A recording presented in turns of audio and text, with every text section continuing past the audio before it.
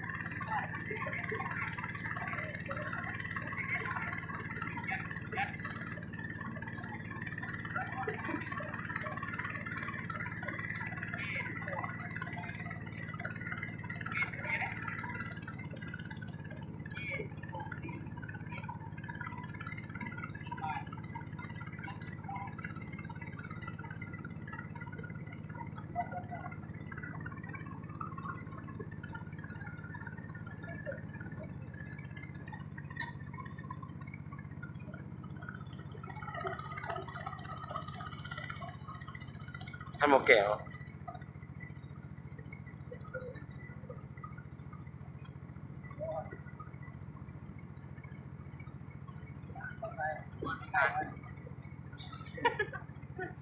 ทายในตอนรถแก่ทายใน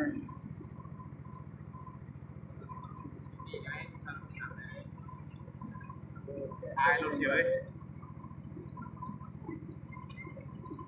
ขอจะจีพ่อ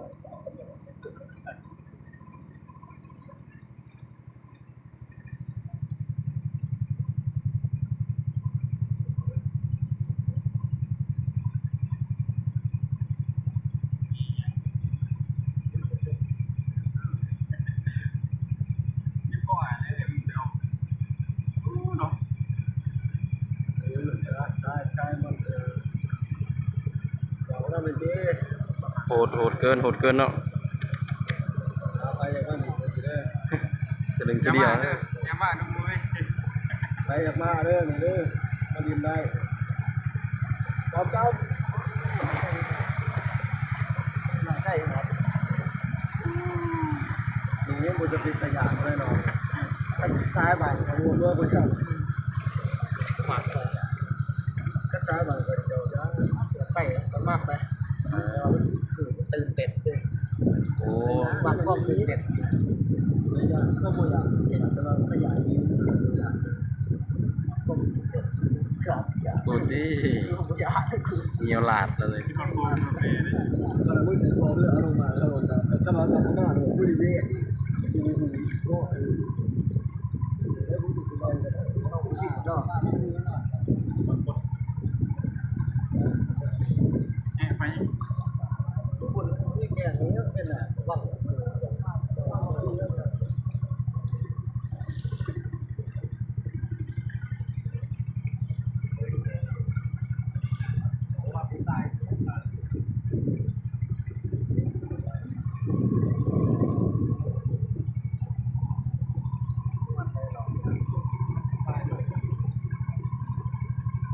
ใกล้ทั้งสายเนาะ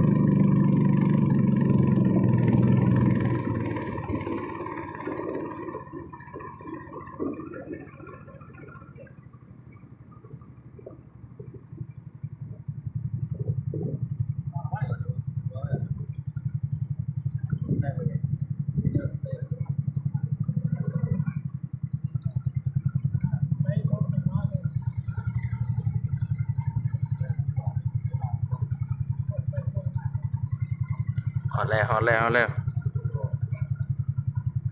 เดี๋ยวท่องใช้ช้างบุญโอ้ช้าง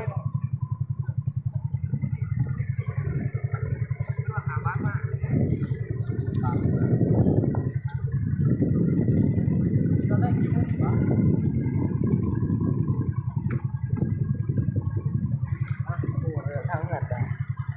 มาแบบเหนือ ฮอดแล้วเนาะฮอดแล้วนะ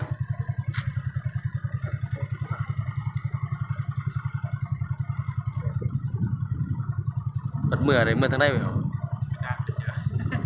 ถามเบิ่งก่อน ทางเก่านี่บ่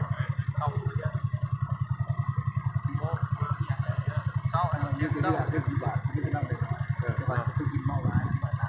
เขาบ่กล้าเมื่อเลย มาไก่ยืดกล้าบุญกันเนาะ อืม ก็เย็นเลยเนาะอันนั้นจะมาบ่ายแล้วห้องขาเลยเดียว ต้นหมอดนั่นติ แน่นอนมีหัวข้าวหมดก็เป็นขบวนที่เราเพื่อนมาเที่ยวนี่หลังมาหัวทั้งการพวกเรามาพ่ายด้วยก็ดีเลยนี่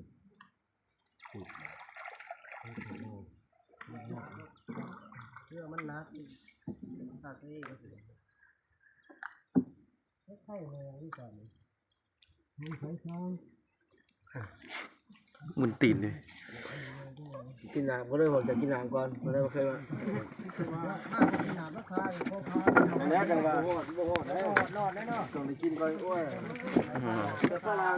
เพื่อยันล่าเอาไว้กับพวกมันล่าก็ยันขึ้นได้เว้ยนี่เป็นฝรั่งนะเพื่อยัน แล้ว ล่าอย่างนั้นนะฝรั่ง อย่ามาเด้อ